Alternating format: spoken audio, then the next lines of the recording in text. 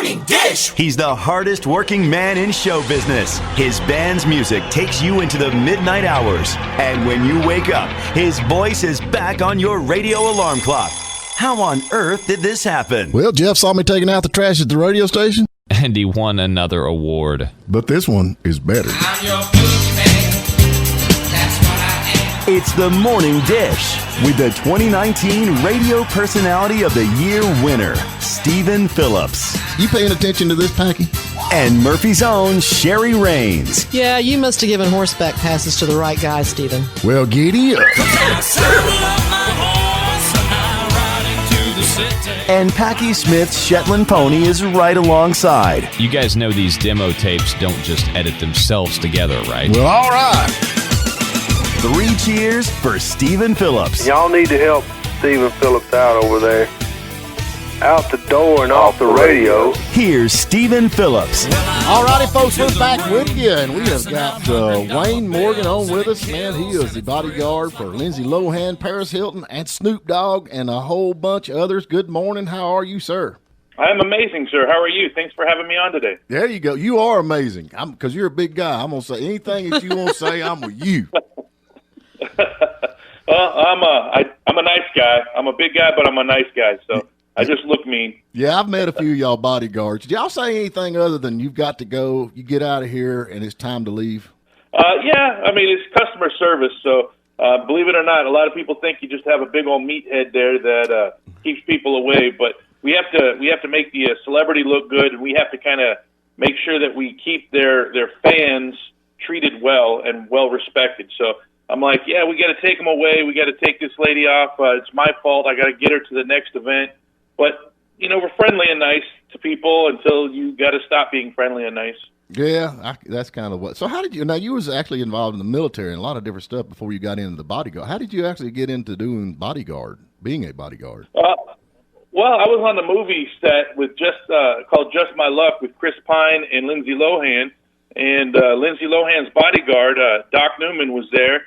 And me and him became friends. And at the time, I was a deputy sheriff on my normal day life. And me and him became friends. And his mom got in a car accident from Los Angeles. He said, hey, look, I got to run. If you give me the paperwork, could you take over bodyguarding Lindsay for the rest of this production?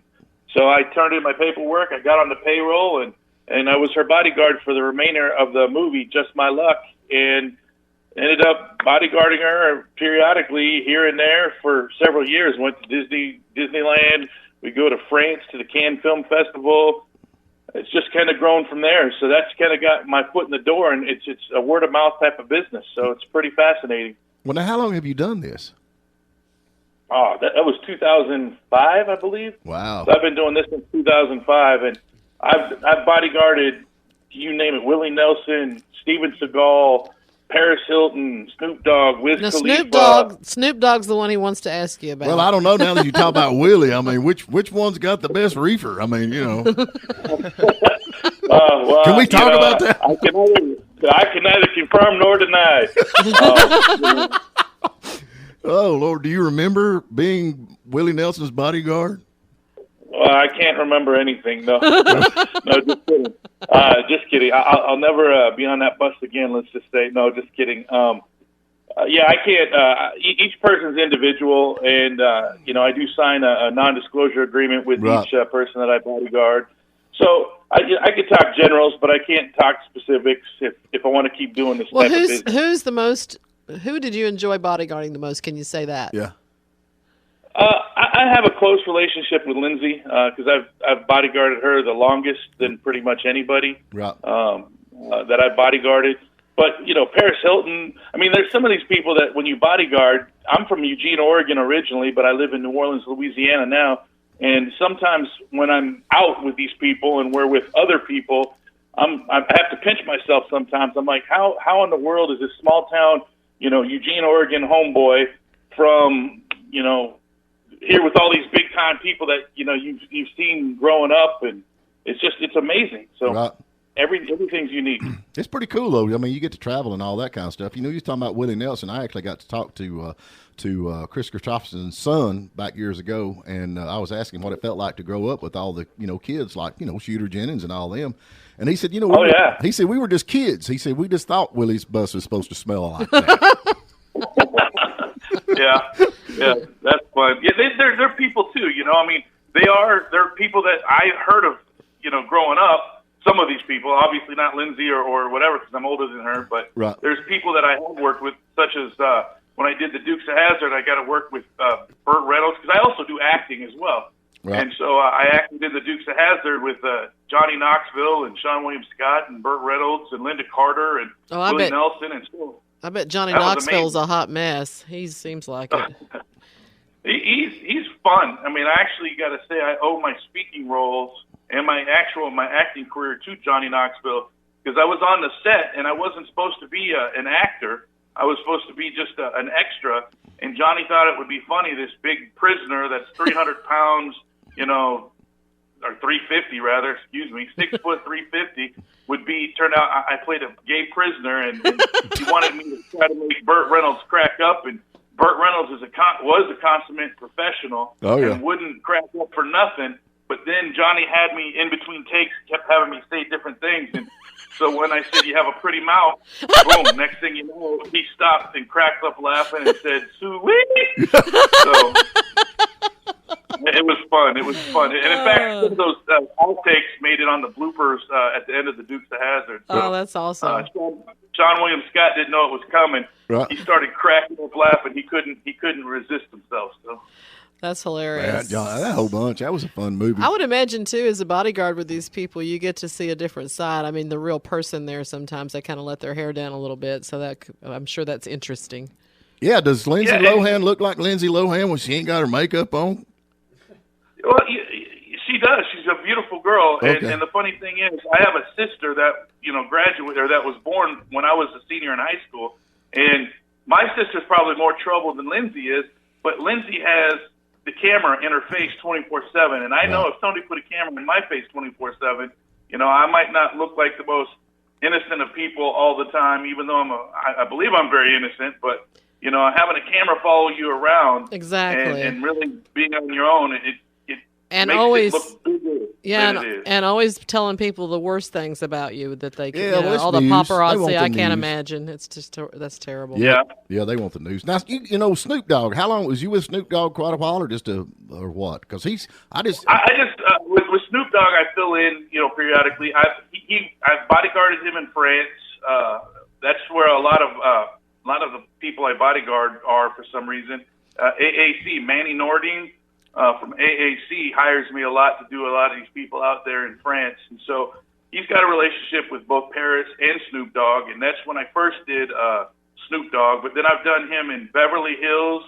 I've done him here in Covington, Louisiana, believe it or not, it was a house party from this very, very wealthy family, and they brought Snoop Dogg in, and of course, since it's my hometown, or it's my hometown now, I was there for them, and so whenever they do different events, I'm not their full-time bodyguard. Right. Lindsay, I was for a while, but everybody else, it's just like I fill in, and when you go to France, it's neat because you bodyguard with the best of the best.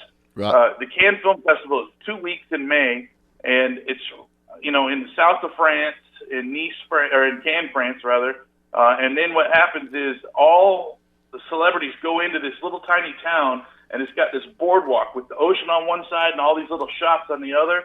And everywhere you go, there's celebrities, but they have, the French bodyguards, the Iraqi bodyguards. So you're there bodyguarding with all the who's who of bodyguards.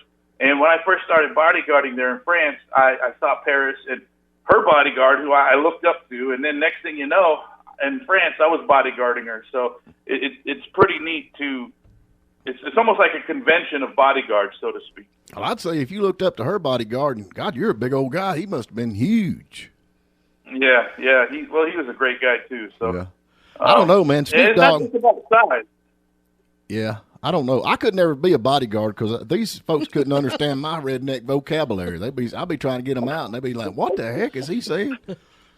That's funny. Y'all get her done. Get out of here. Yeah. Get on. Get. What'd he say? Get. What's get? I don't know, man. I love Snoop Dogg's cars, man. He's got the coolest cars of them all. I just can't help it, man. He's got that big Lincoln. I'm all about that, man. I'm all about that. So anyway, so let me ask you something. Is there a possible book coming out or something that you thinking about maybe with this? This is something that I kind of come across a little bit. Are you thinking about writing a book? Yeah. Yeah, well, I mean, with my experience through the military and then with my experience in law enforcement and my experience in the entertainment industry, I've learned a lot of lessons. And I'm the father of 4 kids, single father of 4 kids. So, you know, there's definitely a book coming down the pipeline. I'm working on it as we speak. I've done some motivational speaking, and in the 2021, I'm looking forward to do some public speaking as well. But there's definitely a book coming down the pipeline. It's gonna basically help people and motivate people at the same time trying to express some of the lessons that I've learned that I see that can apply to daily life as well as to being bodyguarding, law enforcement, acting, producing. You know, there's a lot of same set of skills that apply there, and a lot of lessons that I've learned over my 48 years of living on this planet. So. Right. There's a book coming down, so it's funny that you learned about that. That's on the DL right now. Yeah, the cat's out the bag. So there you go. Well, I'm all for it. I love it. But you know, you talking about life lessons and stuff like that. My dad told me a lot of stuff I shouldn't do, and I did it anyway. So sometimes you need to take advice. You know, my dad always told me. He said, in life you learn a lot of don'ts, but you don't learn many do's. And I found out he's pretty much right about that. Yep. So now, where was you? Sounds like a wise man. Yeah, where was you in law enforcement at? I've been in New Orleans, Louisiana. I'm working on my 21st year, so I'm a federal investigator. I'm not going to name the current agency I'm with, but I used to work for DHS, Department of Homeland Security, FDNS, which is Fraud Detection National Security Service, the Department of the Army, Department of the Navy, and I'm a member of the class of 1998 from the United States Naval Academy. That's a big deal, man. We appreciate all that. Ain't no doubt. But, you down in Louisiana, they showing up bad people in Louisiana. Yeah. Well, there's good people all around. We got a lot of good people. We do have some tough people down here, but, we try to be fair and try to be respectful. You got to act like when you come in contact with the public, the best philosophy that I could suggest to any law enforcement out there is treat somebody like you would want somebody to treat your parents or your brother and your sister. And if you do that, I think you can't go wrong. Yeah. I used to be in the repo business, and I was really pretty good at it because I always treated everybody like they should be treated. And I've had a few guns pulled, but nothing serious. But, I always found out that if you talk to people because they're they're kind of in dire straits, you're out there taking their car back. And that's kind of a rule of thumb that I always used. I never went up there and become some big tough guy, which I'm not a tough guy. When the fight breaks out, I'm the guy getting in the truck leaving. You know what I'm saying? He's the one that starts it. He starts it and leaves, actually. Is how that works. Leave, yeah. Well, I mean, if you treat people nice, literally, I've learned this with psychology. If you treat people nice, you can literally do what you have to do and get them to thank you for it at the end. Exactly. If you treat them with respect and dignity. Yeah. Exactly. And one thing as a bodyguard, I got to say, one of the hardest things to do is obviously when you're standing there and there's a little velvet rope, and then the celebrity sitting down with their friends having fun, especially a little girl like Lindsay or Paris or somebody like that, Rihanna. When you're sitting there, people want to come up, and you get these people who puff up at you, who like want to challenge you. Right. And so I've learned how you can stare at them, because if you just make eye contact and stare these people down, they want to puff up at you. But you do that million-mile stare. You stare at them, but you stare through them. And as you look around, you're looking at their hands, you're looking around waistbands. It's more than just being this big body there to intimidate. Now, a lot of it is the visual deterrent. Right. So the bigger you are, that's great. People decide not to mess with you. But it's also that you have to do threat assessment. We have to know where the exit is in case something does go down. You have to be willing to take a bullet. And this is what I tell everybody. I don't know you, but I'd be willing to take a bullet for you. And that's the complete and honest truth. In the leg. And you're probably not to die for the person, obviously. But in the leg. take a pinky toe out or something, Yeah. you know. But yeah, it's more than just being a bodyguard and just standing there and looking big. You gotta be, hip to the mind games and there's threat assessment, where you're going next. You got to keep in touch, but it's the funnest thing that I do out of all the things that I do. I can imagine. So let me ask you something. This is Packy, and I'm about 135 pounds, and I drink a lot of muscle milk. How could I get into this bodyguard gig over here? I use the elliptical for about an hour a day. Well, one of the best bodyguards I've ever met weighed about probably 145 pounds. He was Steven Seagal's bodyguard. He was a Jefferson Parish deputy sheriff. And he was there wearing a tuxedo. And when I first met Steven, we were it was at some Mardi Gras ball or whatever. And he was there in the background. You couldn't even tell that he was there. And then when people start walking towards Steven, next thing you know, you see this little guy walk out right in the middle and be like, yo, can I help you? How's it going? Yeah, Steven's not taking, visitors right now.